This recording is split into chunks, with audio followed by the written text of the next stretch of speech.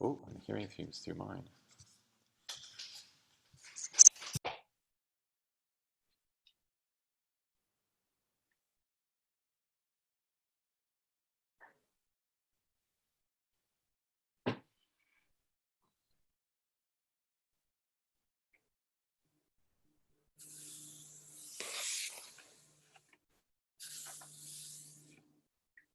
It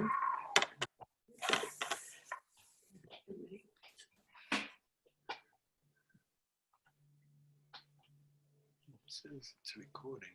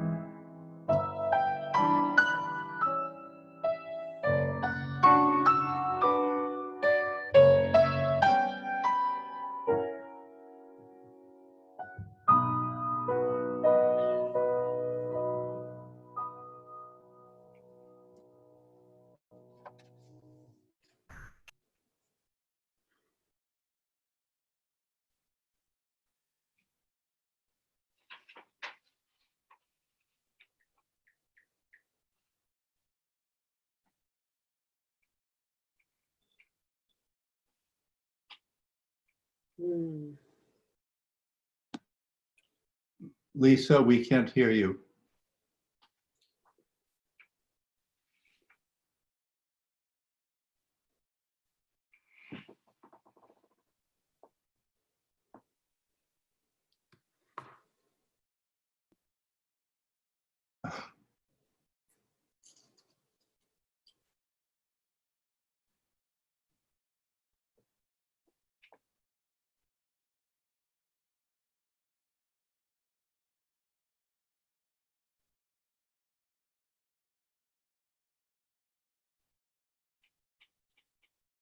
Morning, Chris. Morning, Daddy.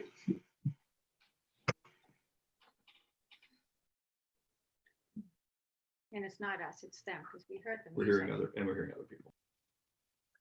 I think it's the internet for them, maybe being frozen.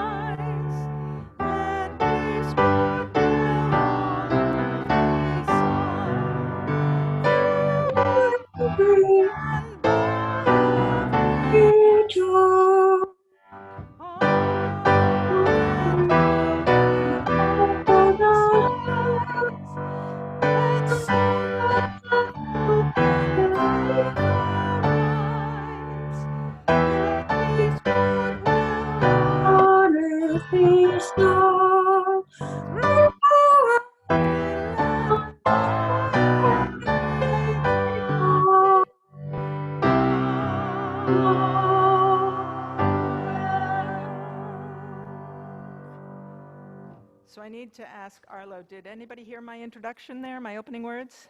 No. Do you think? No. Not really. Okay, No. so what I said was welcome. Thank you for being here. Thank you for hanging with. Thank you for being flexible. Let's open our hearts to this day. And we had our lovely doxology, and it is good to be together. This is a worldwide problem that's going on, so we're with the whole world, just like we are in COVID, and dealing with what comes every day. So I'm going to light the chalice now, so that we can say our call to worship together.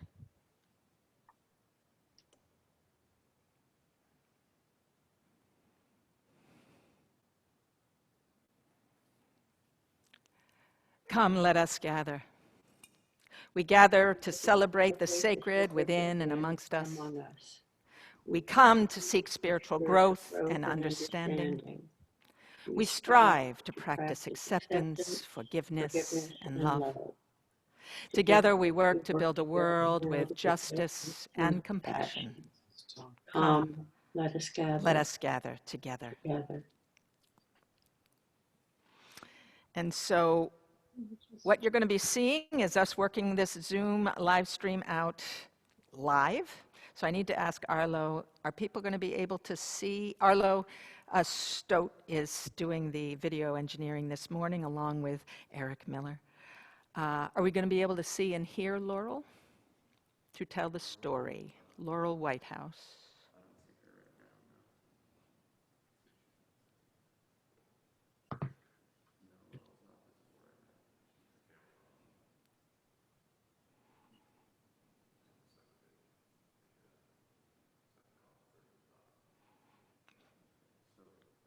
Laurel Whitehouse, are you able to hear me and connect through?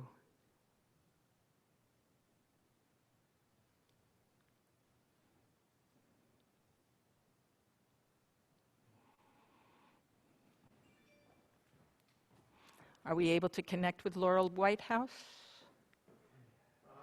Wonderful storytelling.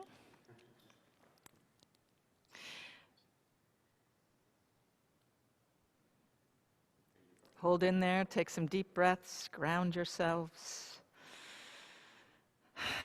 Feel grateful that we're in this together, that we have to be flexible like we've never been flexible before.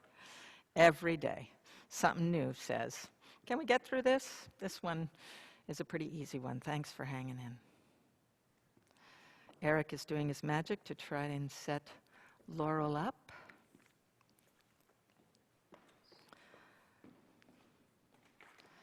And we have a wonderful story from her about our principles and purposes, because today we have our annual meeting, so we're going to concentrate on Unitarian Universalism, our principles and our purposes, and we're going to hopefully hear her in 1 minute. If some of you have the gray hymnal, Hi, Laurel.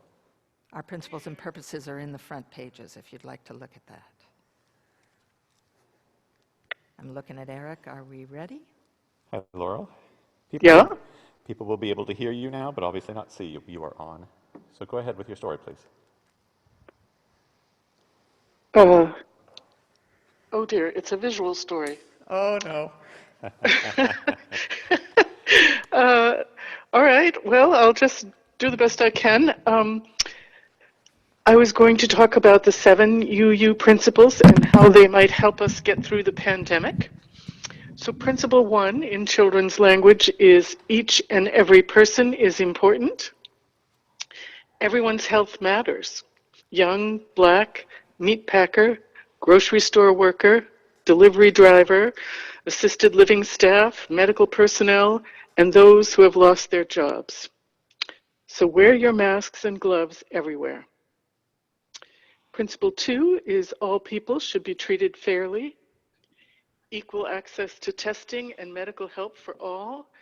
No one should be turned away because of their race or age or any other reason. And don't hoard the toilet paper. There's enough for all if we share. Principle 3 is our churches are places where all people are accepted and where we keep learning together. And we are fortunate in that as UUs, we believe spirit is everywhere you seek it. It need not be in the meeting house. It need not be in the children's church. It can be at home, on a walk, or reading a book. So take time to notice the beauty of this season, this spring season, and be grateful for the gifts that surround you. Principle 4 is each person must be free to search for what is true and right in life. Use this time to explore our 6 UU sources, especially source number 5, which is the use of reason and the teachings of science. Our faith believes in and trusts science. So seek out the facts and avoid decisions based on emotion.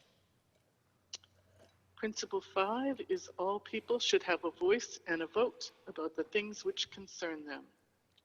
So hopefully you have a little free time to participate in the UU the Vote campaign, which is encouraging marginalized voices back into the voting booths by writing postcards to folks whose voting rights have been blocked or made difficult, and so they have allowed themselves to lapse from the voter list. Principle 6 is we should work for a peaceful, fair, and free world. Speak up for injustice. Write to your political leaders. Make your voice heard. Principle 7 is we should care for our planet Earth. So do your part for planet Earth. Live simply that others may simply live.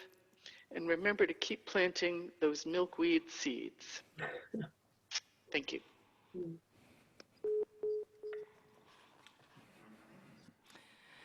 So now we'll have time of stillness, and I just want to ask Mallory to make sure that you get hooked up with Eric's cell phone so that we can have the reading next. And really great thanks to both Arlo Stote and Eric Miller for dealing with this global frustration.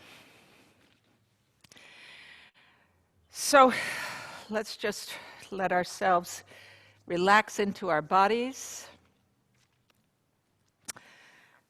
Reach up a little bit, gently. Just sort of try and climb just a little bit. Be gentle with your body. But just move it out a little. Let it stretch side to side. This is to remind your body of right and left. And then we open up. It's all together. It's all together. Do a couple little sort of wing motions like you're flying, and then come in and wrap your arms around. Let your chin go down for a minute and come back up. This is something that you can do just to remind yourself that your body is here to be a part of all that is. And let us just be in stillness and remember the Mona Lisa smile. Let yourself have that while you're still.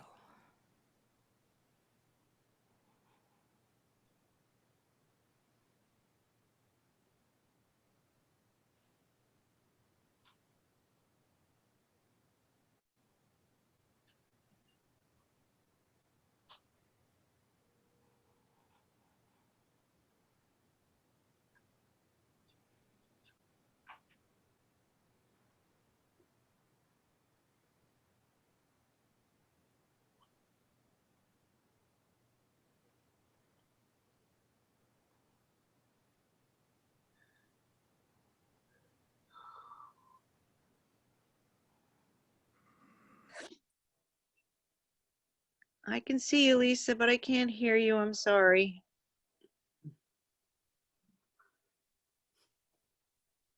She's not talking. No.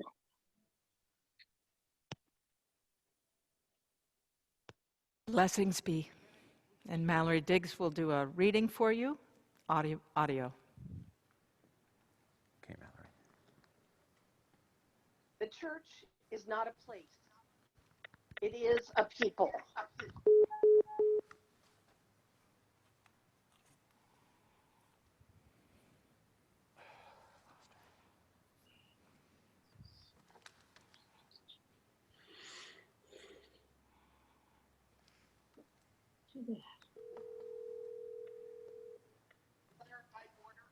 But rather person, linked with person.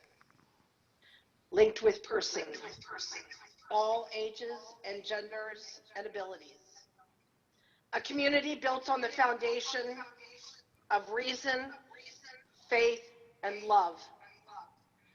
The church is not just a set of doors open on Sunday morning, but the commitment, day after day, and moment after moment, of our hearts creaking open the doors of welcome to the possibility of new experience and radical welcome. The church is not simply a building, a steeple, a pew. The church is the gathering together of all people and experiences and fear and love and hope in our resilient hearts, gathering however we can to say to the world, welcome, come in, lay down your heartache, and pick up hope and love. For the church is us, each and every one of us, together, a beacon of hope to the world that so sorely needs it. Here ends the reading.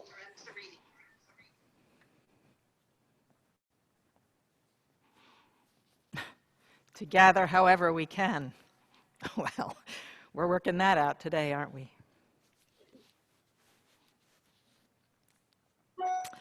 So there's been a lot of news this week of many different timelines in opening up our society while we're living with this pandemic. But by any estimation, we have months and months to go. And that's a big, isn't it? I mean, we know we can work this through, but it's still just exhausting. Where will we find the resources we need to carry on? What can inspire our steadiness, our resilience? Where can we go? What is our go-to in times of despair? Well, I'm here to tell you, fellow Unitarian Universalists, that our faith is indeed one of the resources that we can go to.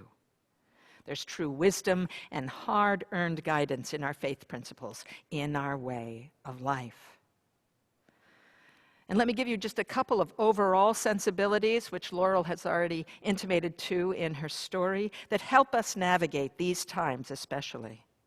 Then we're going to dive a little bit deeper into Unitarian Universalist principles. 1, we honor and invite science. We are open to many wisdoms, and science is definitely one of them. And that can help us greatly during this time. We recognize our responsibility to apply what we know about our lives and to share it. And 2, we know that the sacred can be found anywhere, anytime, for anyone. We do not need to be confined in our churches or a certain dogma or a certain faith text. Now, we do find a lot of strength in community. And that's really hard right now, not to be able to see each other in a kind of three-dimensional, physical, gathering way.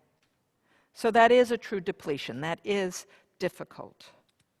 However, just as we know that the sacred abides everywhere, we know that community can be found in new and different ways, and that revelation is not sealed. There's still things to know. So our living faith is not shut down in shelter in place. We're open to the wisdom that is about us, and we know that the sacred can be found every day in many ways. Now, it took a long time for Unitarian Universalism to form. Several centuries, in fact. Not that folk were trying all the time. The actual dialogue about a merger of Universalists and Unitarians was seeded by Reverend Henry Whitney Bellows in the late 19th century, though few came around to his way of thinking at the time. A skilled administrator who had organized the United States Sanitary Commission for President Lincoln during the Civil War, which became the Red Cross, Bellows saw possibilities of strength of message and combined service efforts in the joining of the American Unitarian Association and the Universalist Church of America. They were two different liberal religious denominations at the time. But the cultural divide between the primarily rural Universalists and the Harvard University-centered Unitarians was too great at that time for any serious steps to be taken toward a merger. In fact, Unitarian minister Thomas Starr King, son of an itinerant Universalist preacher, described the divide at that time simply this way. Universalists think that God is too good to damn them. Unitarians think that they're too good to be damned. So decades passed through 2 world wars, the suffrage movement, the Great Depression, racial strife, and the chilling of the Cold War. Through these times, the deep-seated optimism of the goodness of humankind was challenged, and questions of the presence or even possibility of God were in play. It was really, really tumultuous times. In addition, people were moving into cities which depleted the Universalist rural churches. And in Unitarian circles, there was a potentially disabling argument between theists and humanists. God, not God. A consensus was growing, though, between the two small denominations, with a sense that liberal religious sensibilities needed to be heard, preserved, and emboldened with a louder voice. Sensibilities like the power of human engagement in the health of the world, love of creation for the health of the earth, and trust in the larger wisdom of life for the health of our interdependent being. Or, to put it another way, we celebrate life, honor creation, and expect participation. Now, a Council of Liberal Churches was formed in 1953 with intentions toward a merger of the two denominations. It was a difficult and spirited endeavor that came to fruition in May of 1961, almost 60 years ago. The Unitarian Universalist Association was finally formed. Dana Greeley, the former president of the American Unitarian Association, was elected the first president of the UUA. But the merger did not bring a core set of beliefs. It brought about an agreed set of principles of living, guidance for our being together and for our forming our faith communities. And as you might imagine, with wordsmithing amongst Unitarian Universalists, the work of consensus was difficult and almost derailed the merger. In fact, it took many years and different iterations to arrive at the adoption of our current principles and purposes in 1985. Earl Morse Wilbur, Unitarian historian, wrote of our heritage as the promotion of principles. He summarized the early Unitarian stirrings in Euro-Asian as the claiming of freedom, reason, and tolerance. Freedom of belief rather than bondage to creeds. Use of reason and intuition rather than depending on an external authority. And tolerance and acceptance of difference rather than insisting on conformity. And these were all dangerous ideas during that time. People were imprisoned, executed, exiled for having these simple principles of freedom, reason, and tolerance. But our forebears believed that these principles could create a holding environment that could bring about a free and responsible search for truth and meaning, and provide a foundation for developing a sense of consciousness of the sacred, however it is named in one's life. But it was understood that a framework was needed to give the larger community of individual souls an invitation to grow, both within our own lives and as part of a society that needs mindful advocacy for justice and the good. So coming together as a faith with intention reminds us of our inherent worth and dignity, prides us into our courage and strength of interdependent life, and encourages a way through when we've lost our way. This is something our forebears promoted, protected, and sacrificed for throughout the centuries. And there's also a deep-seated understanding that the faith is not for us alone, but for the living of one's life with and for others. There is a basic need for community, company in the vulnerable work of finding meaning in our lives. We need help when we get off track from our ideals. We need inspiration when our energies are low. We need another's perspective when we've run out of ideas or feel stuck in our doubt or confusion. The presence of wisdom gathered and shared can keep us on track within the vast, awe-inspiring, and sometimes daunting expanse of being. We find a way to be together, encourage one another, and empower our agency in the world toward justice and good. The purpose of our faith community is to find the fullness of our being, to insist on such fullness for all being, and to make room for sacred knowing in the living of our lives. It is a holding environment, to make room for a theist's wonder at a sunset proclaiming, "Yea, God," to a mystic's affirmation, "I accept the universe," to a scientist's awe for the mystery of it all. This resonance, this energy of praise and responsibility, justice and fierce love can reverberate into the depths of humanity and join in the chorus of goodness and beauty and truth.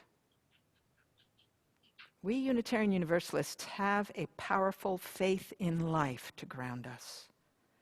And boy, don't we need that right now. To prod us, to guide our way, to give us solace. Let us use our resources and our wise choice to gather as we can. We have a responsibility to these times, to each other, to the life we were given. Let it deeply and widely be so. Let us remember the strength we are for and with each other. So may it be. Amen. Stuart Ryersey.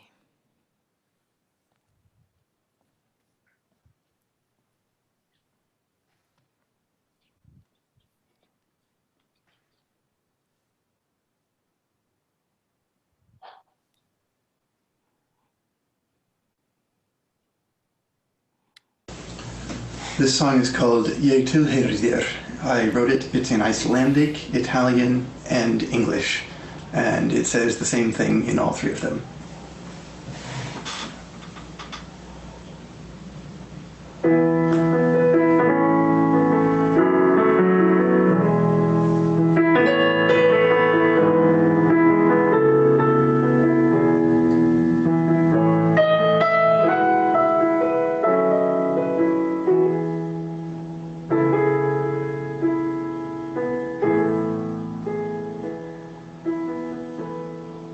Jeg tilhører þér, það það sem ég veit.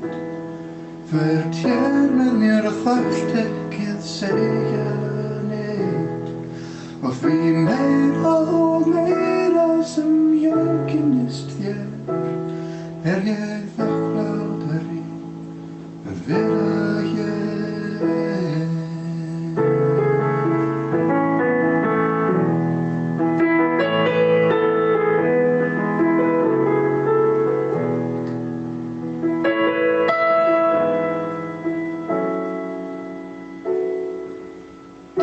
Appartengo che quello che so non devi dire niente perché siamo qui e più ti conosco più tutto è chiaro, più sono grato essere lì.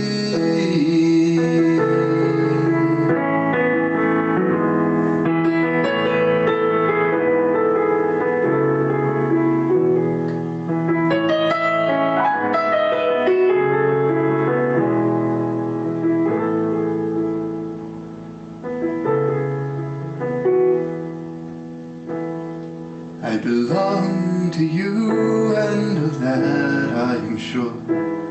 You're here with me and don't need to say anymore. And the more that I know you, the more all is clear.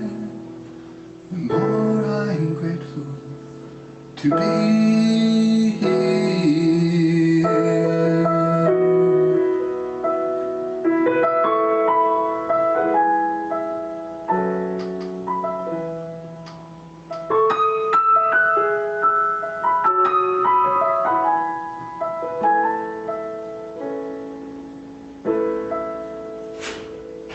Ég tilheyri þér, það sem ég veit. Þú ert hér með mér, þarft ekki að segja neitt. Og því meira og meira sem ég kynnist þér, ég þakklátari að vera hér.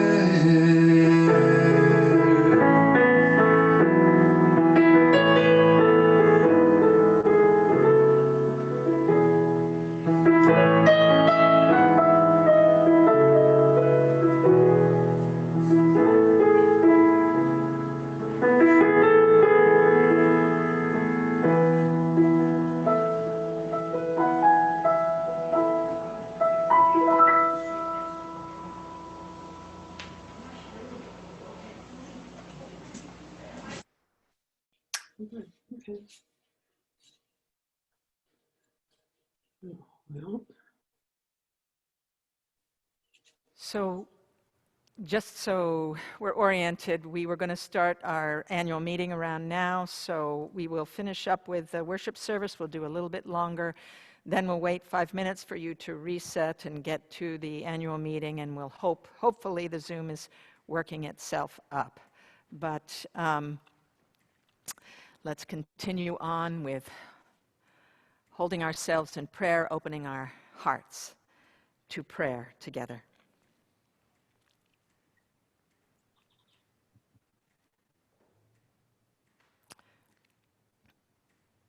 Holy One of all being,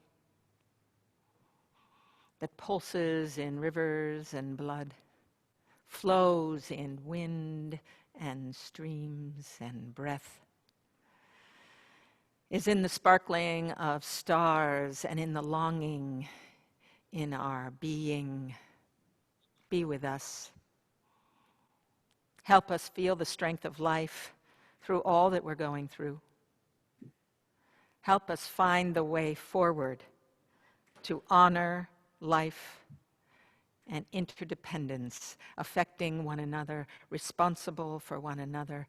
Help us with that knowledge. Let us see it in the signals of nature and in our love pouring out through our grief, through our hopes, through our laughter. We've been many weeks now sheltered in place, some very isolated, others in homes that are in distress, some even abusive. May there be clarity and strength of heart. May there be peace and harmony. May there be wisdom to find ways through and sometimes ways out.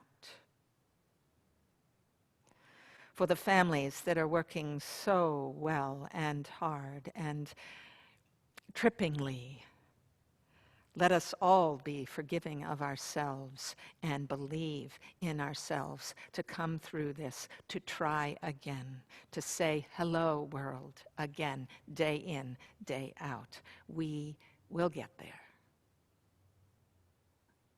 And to all who are helping us, the essential workers, the emergency workers, the first responders, all who are helping us stay alive. Deep gratitude.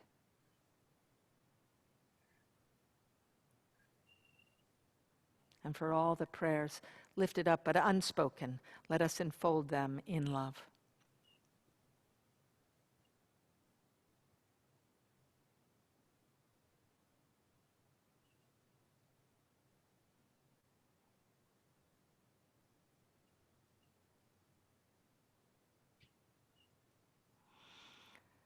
Amen.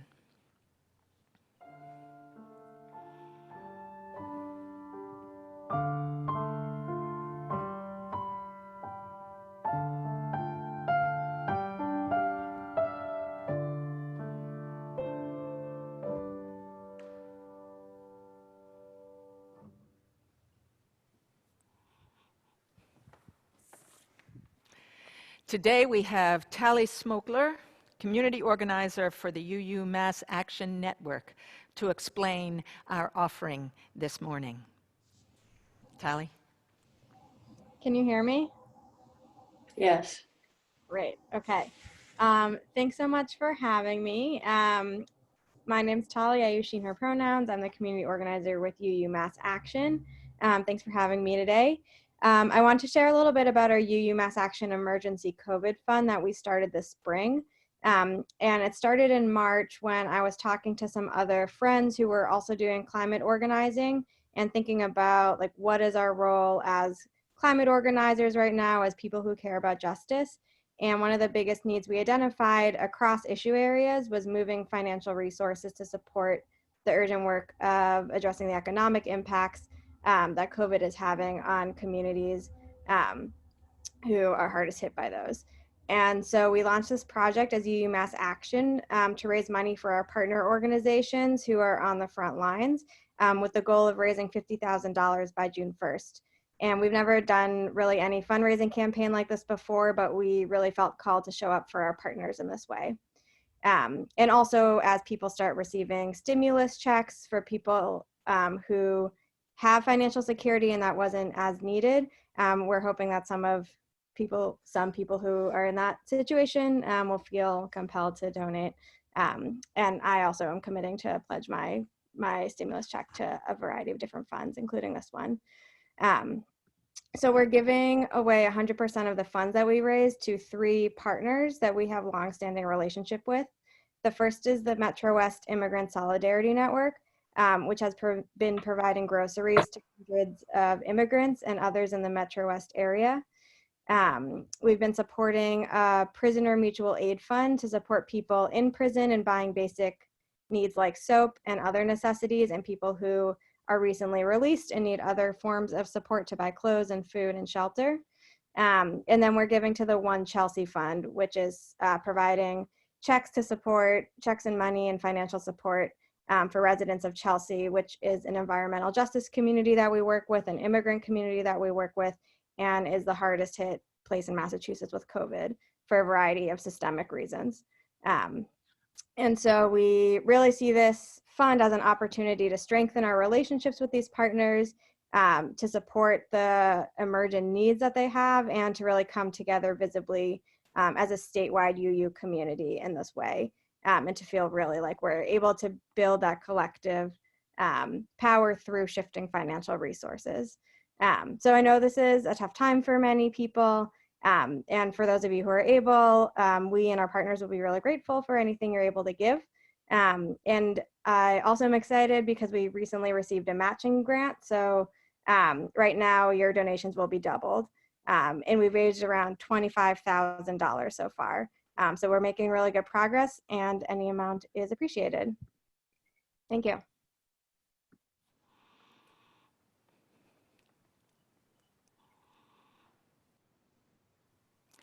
So the way we do this, as you know, is it's text to giving. Thank you, Tally. So today's offering again goes to the UU Mass Action COVID-19 Emergency Fund. And the way we give is to just text 617-539-7576. Just put the amount in the text that you want to give, and you'll get messages on how that will follow through to your liking, the way you want it to be paid. 617-539-7576. Thank you for your generosity during this very important time of advocacy.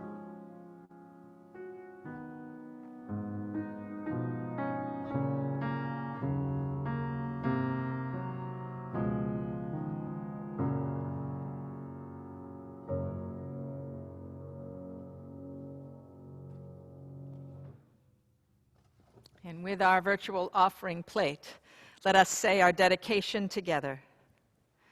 May these gifts be transformed into strength for this faith community, into comfort, food, and shelter for those in need, and may we be transformed by generosity.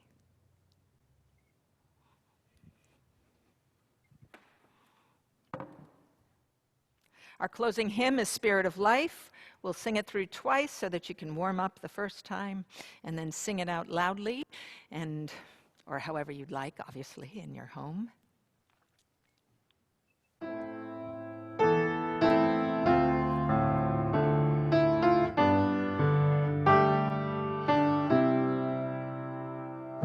Spirit of life, come unto me. Sing in my heart all the stirrings of compassion. Blow in the wind, rise in the sea, move in the hands, giving life the shape of justice. Roots hold me close, wings set me free. Spirit of life, come to me, come to me. Spirit of life, come unto me. Sing in my heart all the stirrings of compassion. Blow in the wind, rise in the sea, move in the hand, giving life the shape of justice. Roots hold me close, wings set me free. Spirit of life, come to me, come to me.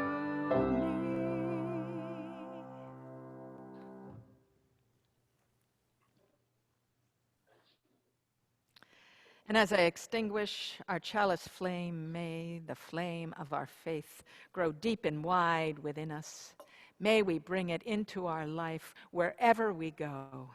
May we deepen it in our hearts and bellies. And may we know that we have a community of faith that is there for us and that we can contribute to. It's good to be together. Have a good week. Amen.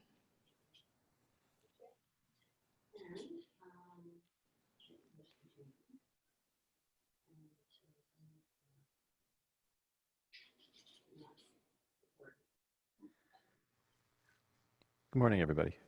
As we know, we're running a little late for the annual meeting, so we're still going to try to see if we have a quorum this morning.